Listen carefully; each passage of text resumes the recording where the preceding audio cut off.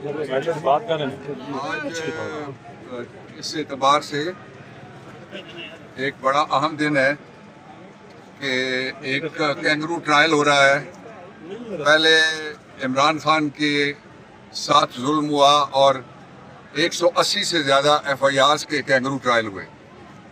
اس کے بعد ان کی بیگم بشرا کو بھی ان کے ساتھ سزا ہوئی، اس کے ساتھ ہی ان کے بانجے کو بھی سزا دی گئی۔ اب اس طرح سے لگتا ہے کہ جو یہ کینگرو ٹرائل ہے، اس کے نتیجے میں ہماری بہن حلیمہ خان کو سزا دینے کی کوشش کی جائے گی۔ میں اس کی شدید مذمت کرتا ہوں اور شرم دلانا چاہتا ہوں ان سارے لوگوں کو جو یہ کہتے ہیں کہ ہم لا ریفارمز لے کے آ رہے ہیں۔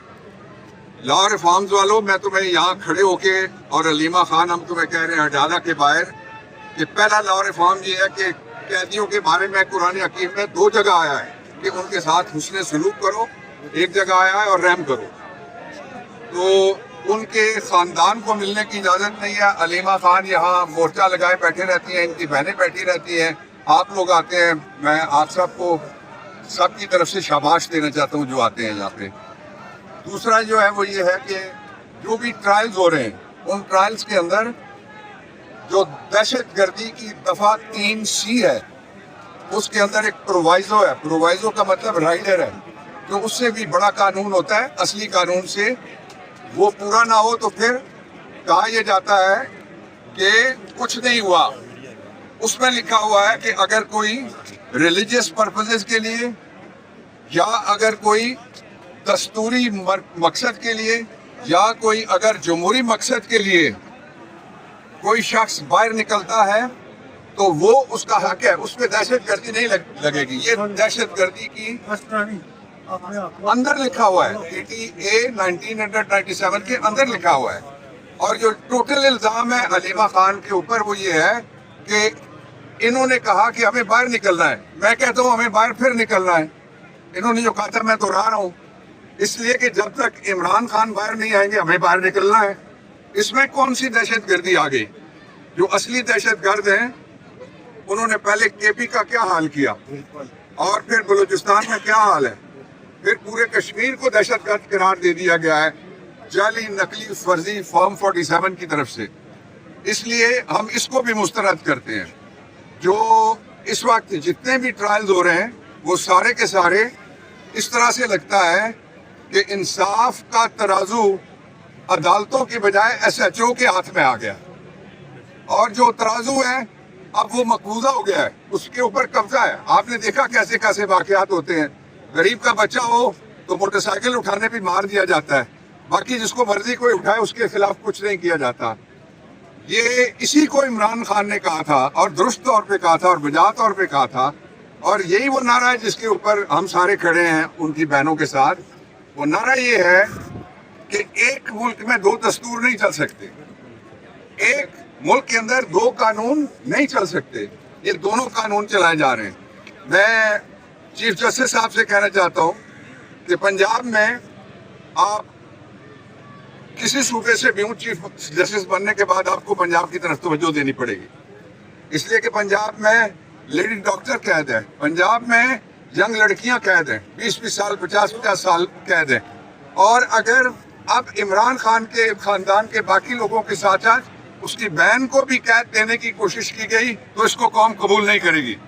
اس کے لیے آج بہت امپورٹنٹ باتیں ہیں جو ابھی کرنا چاہیں گی یا بعد میں کریں گی حلیمہ خان آپ سے، لیکن میں 3 باتیں ضرور آپ کے سامنے رکھنا چاہتا ہوں۔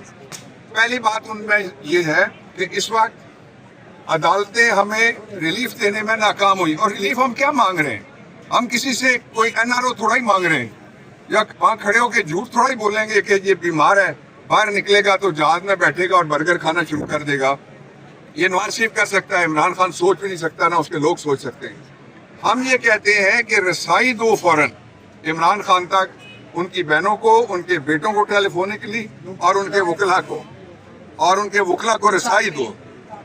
اور دوسرا ہم یہ کہتے ہیں کہ فوری طور پہ ان کو علاج دو، ان کو فوری طور پہ، یہ ایک میڈیکل ایمرجنسی کا کیس ہے عمران خان کا، علاج ان کا ہونا چاہیے فوری طور پہ، اور اس کے لیے 2 اور پری ریکوزٹ ہیں۔ ایک جب علاج ہو تو ان کی فیملی علیمہ خان دوسرے لوگ ساتھ ہوں، دوسرا یہ ہے کہ ان کی مرضی کے ڈاکٹر ہیں۔ اور یہ جو مرضی والی بات ہے یہ کوئی میں اپنی طرف سے نہیں کہہ رہا، یا میں کوئی علیمہ خان صاحبہ کی طرف سے نہیں کہہ رہا، یا ان کی فیملی کی طرف سے نہیں کہہ رہا، یا پارٹی کی طرف سے نہیں کہہ رہا، یہ تو موجودہ چیف جسٹس صاحب نے اپنے آرڈر میں لکھا ہوا ہے۔ دیکھیں ہم صرف اور صرف ایک بات پہ فوکس کر رہے ہیں، یہ پاکستان میں عمران خان کی بات کو میں دہراؤں گا اس کے جواب میں، ایک ملک میں دو دستور بن گئے ہیں۔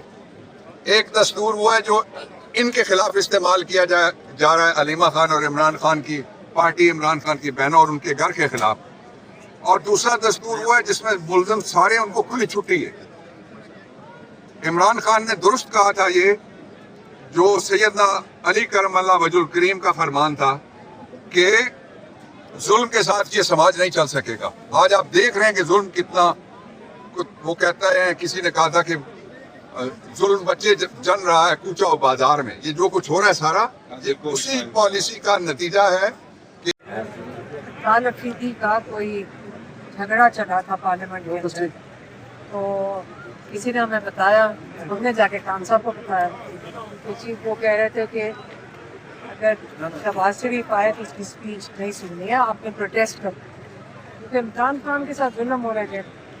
تو خوب ہنسے اور بڑے خوش ہوئے تھے کہ بڑا چیتا ہے کیونکہ وہ پسند نہیں کرتے تھے کہ گڈی گڈی قسم کی وہ جو ہر دفعہ کہتے تھے ساروں کو، کہ میں اس پہ ناراض ہوتے تھے، آپ کو پتہ ہے، اور جو لوگ اندر جاتے تھے صحابی بھی ان کو بھی یہ بات پتہ تھی۔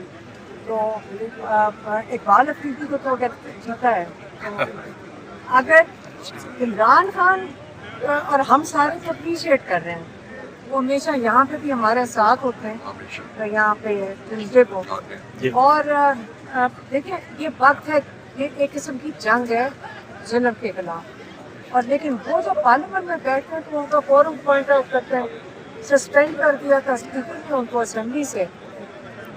یہ تو جنگ کے اندر تو اتنا تو چلتا ہی ہے۔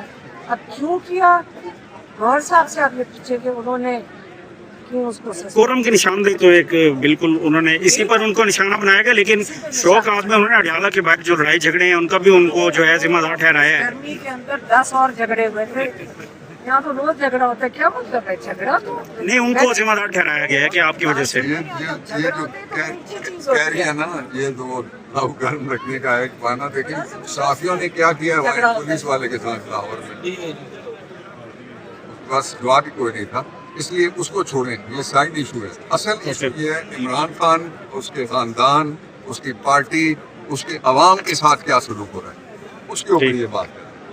جی تھینک یو۔ جی اگر خان صاحبہ اب کیا پلان ہے، کیا آگے راہ عمل بنانا؟ اچھا، اگر آپ کو سزا سنا دی جاتی ہے کیونکہ خدشہ ظاہر کیا جا رہا ہے، آپ نے بھی کہا کہ ہو سکتا ہے سزا سنا، تو اس کے بعد پھر اسی طرح آتے رہیں گے کارکنان آپ کے ایبسنس میں بھی، اور یہی اسی سے سلسلہ چلتا رہے گا؟ اور آپ کو کیا کوئی لائے مل دے دیں، اچھا لائے مل وہ دیں گے؟ لائے مل آپ کی شام کو لائے مل دے دیں گے۔ اچھا، اوکے، اسی حوالے سے آپ کو اگر گرفتار کیا جاتا ہے، یہ کہتے ہیں تھوڑا سا لیک شام کر ڈال رہی ہے نا، وہ کہہ رہی ہے تھوڑی دیر ٹھہر جاؤ اور لائمل دیں گے ضرور۔ دوپہر سے جلدی ہے کہ ٹھیک کر دے تھوڑی سی۔ ٹھیک ہے، مغرب کے بعد